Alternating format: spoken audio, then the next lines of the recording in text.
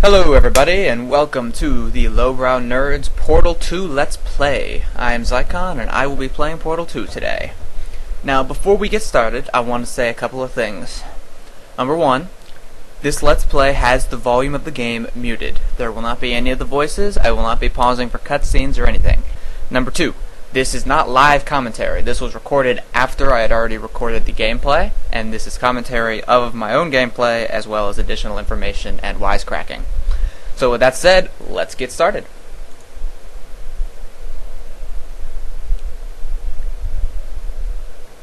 Alright, we wake up in this little hotel room, which when I first started playing Portal 2, I thought it was a bit bizarre because it's so out of place given the other aperture settings that I wasn't sure where they were going with this. We haven't heard any details of the story beforehand, so to see this place that just seems completely separate from aperture was a bit jarring. Some great comedy here with the buzzer and the frame painting over here, but I was very impressed by the detail of the room. If only we could go into the bathroom, it would have been a very well constructed area.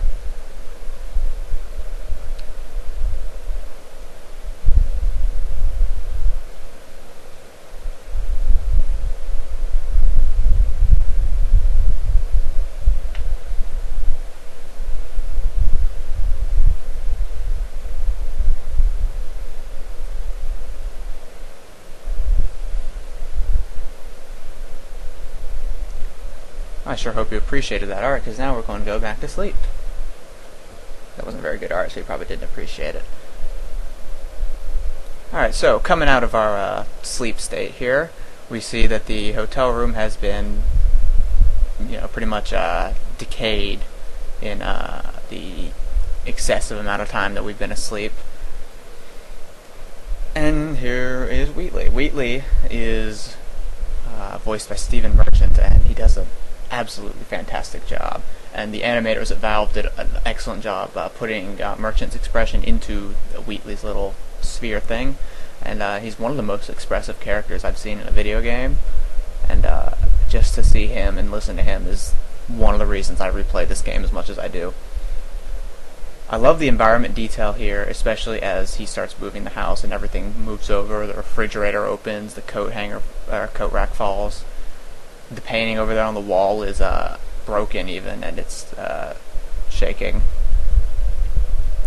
But interestingly, the TV is still on, even though it appears that they're having a bit of a power issue. This is wonderful. They're introducing players to the jump mechanic with a joke. That's something you don't normally see. Typically when they're introducing controls, they're very straightforward, and I applaud Valve for taking this sort of risk to do so with a joke.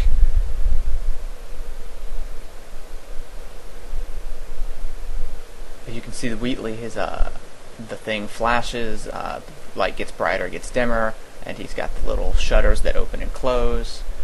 He looks up, his whole thing rotates. It's an incredibly well constructed model, and they animate it very, very well. Now this is probably the most impressive part graphically of the whole game, which is slightly disappointing, but I absolutely love all the little pieces of the hotel that fall apart, and the entire aperture facility you can see here. It's freaking ginormous. You don't see this kind of detail in most games, and for the whole thing to be a moving entity is even more impressive. You can see all the junk shifts as the thing moves. The only thing that bothers me is that throughout this entire thing, the bed stays solid. It does not move. It doesn't change at all. And this whole thing with Wheatley's voiceover is a wonderful introduction to the game. And one of the things that bothers me, though, is there are doors. You can clearly see doors, and you can clearly see passageways, and I really wish we could explore them, because the exploring in me just... Oh, I really want to. It's bugging me.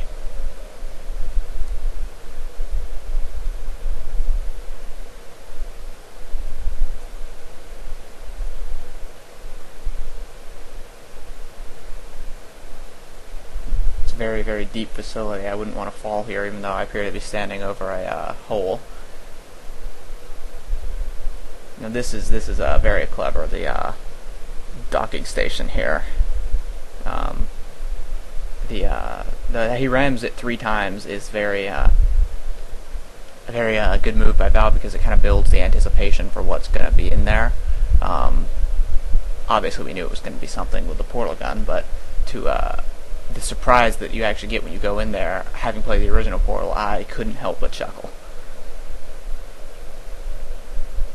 He ramps so far back there, just piling it on. Wonderful crash effect as well. Bunch of pieces falling through. Now we can jump down into here. And we're in the first room from the original Portal. Now, it was a little bit disappointing to not hear GLaDOS introducing us again, but don't even care, to be honest with you. It's still just cool to be in here and see how much things have changed. Notice there's no bed here this time.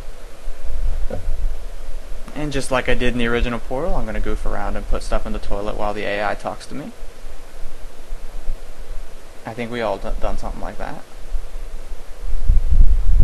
It's really cool to see the plants and everything in this area, because it was so clean in the first Portal.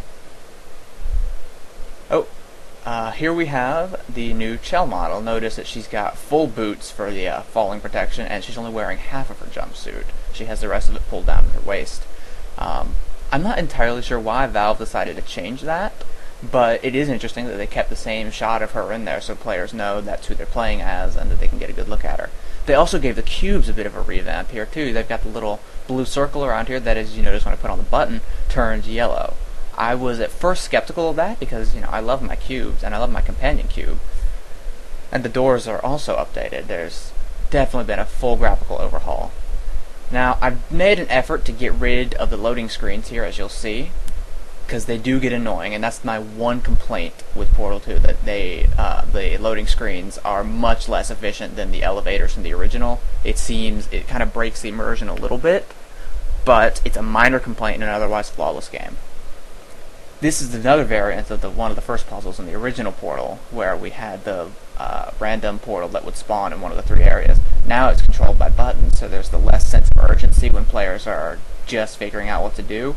And it's more of an active part on the player. They don't just have to wait for things to happen. They have to think through it. I think that was a much better change, and it also makes it much quicker to play through.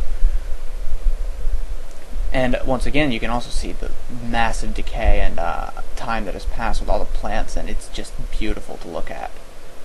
Valve did a wonderful job showing that. Oh, and look at that, another elevator. Loading screens, you are the scourge of the earth. As much as I do hate the loading screens, though, the art on the elevators here is very impressive, and they do look really nice. And I do like the elevator design. I think it fits Aperture almost better than the original elevators did. And of course we get our subtle bits of humor with the giant Leopard King turret.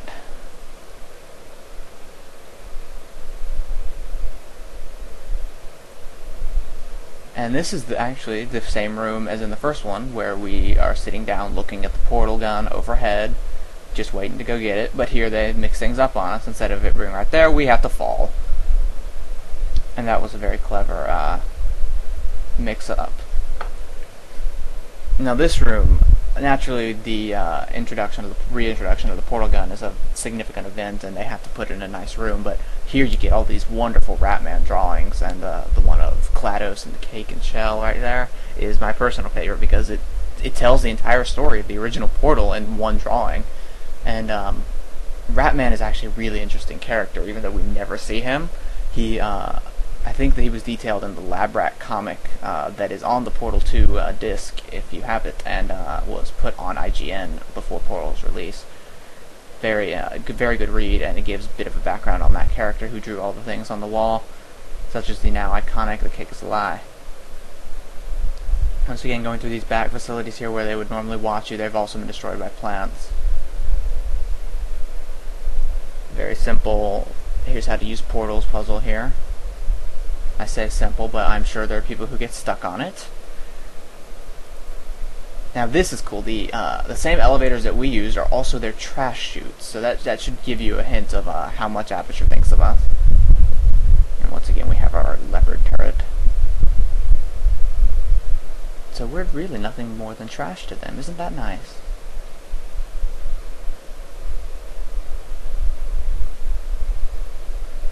And this is again another variant of one of the first puzzles we saw in the original Portal. And I think that this device of using these initial puzzles to step us into Portal 2 was a really ingenious one, because it's kind of a throwback to the original, so it hasn't strayed too far from its roots. But at the same time, there's all these changes, and it's graphically overhauled. It's a much different experience. I'm actually a little disappointed in myself in this. I didn't solve this puzzle very efficiently. I really should have, but stuff happens. Oh God, that was terrible.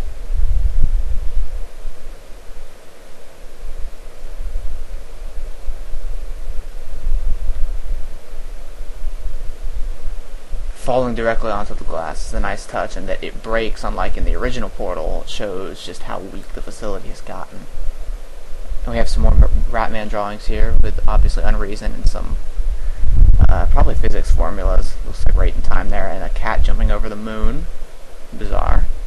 And again, the little windows where they would watch you in the original Portal. Well, what you thought they were watching you, but there wasn't actually anyone in there. They continue that here. Of course, it's all decayed. Another loading screen. Hooray! Yay! Alright, and now the first new puzzle. Now this room is one of the larger early test chambers, and the early chambers in the original Portal were much smaller, which to me shows how far Valve is, how confident they have become in their area design. They no longer have to feel the need to design small chambers, and they can just design these much larger, sprawling ones that look far more complicated at first, and don't have to fear people not being able to figure it out.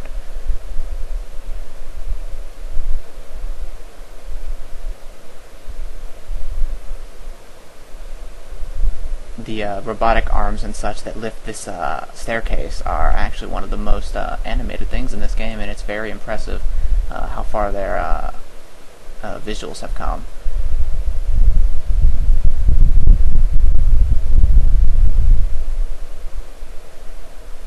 Portal 2 seems much more into the timing puzzles than the original Portal did, and that's not necessarily a bad thing at all. But it certainly adds a larger degree of challenge than the original one, because the original, there were very few time-sensitive puzzles, and there was very little sense of urgency. Here, with Wheatley's constant yelling at you and the timing puzzles, you get a much larger sense of urgency. And we have Chekhov's gun here. All aperture science personality constructs can run at 1.1 volts, which, as we will learn later, is the precise amount of voltage produced by a potato battery. Interesting.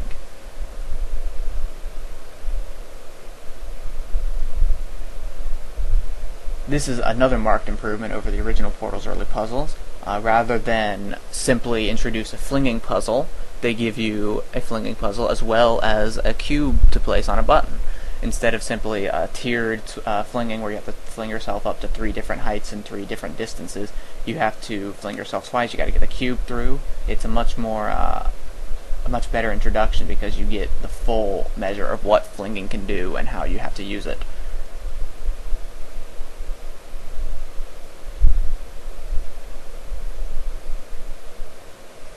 Another thing I think Valve did well was requiring you to place the portals here, instead of having it already placed there and you just place your one portal that you jump into, because now you have to be more critical about where you place the portal that you're going to fling through.